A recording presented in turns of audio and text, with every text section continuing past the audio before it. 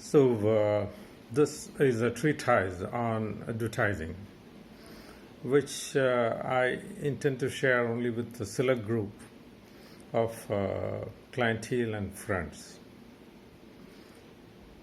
You know what happens most of the time with advertising around the world is that we always choose a fancy tagline or punchline and a fancy visual, which of course would be noticed.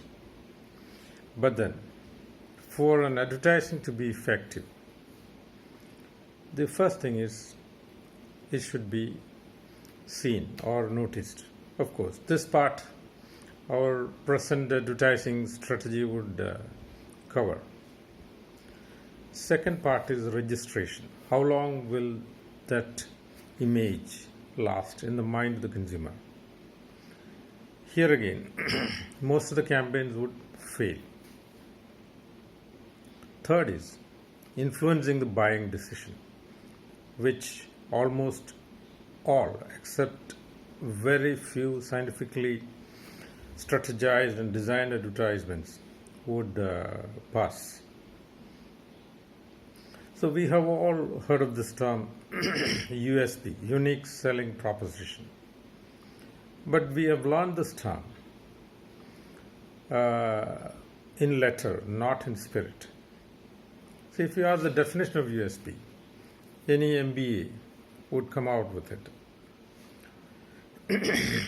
Unique selling proposition is simply that singular quality which our product has and competitive products do not have, which can be highlighted for promoting the sale of the product. Fine.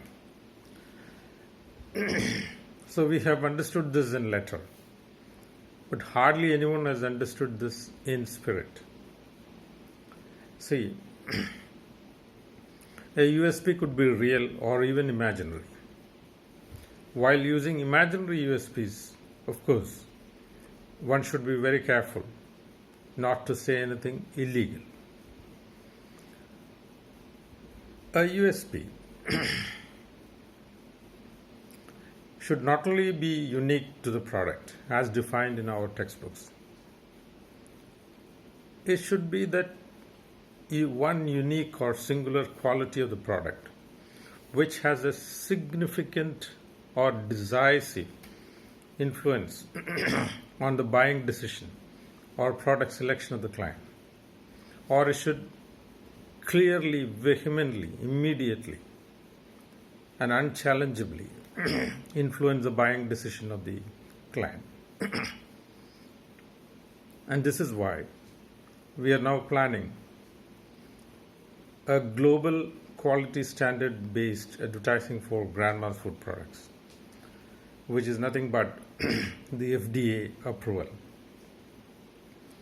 Of course, we know many brands have FDA approval.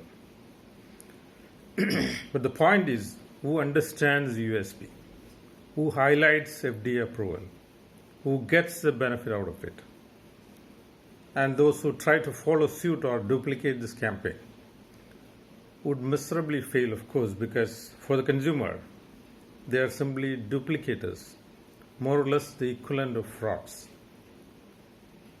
Thank you very much.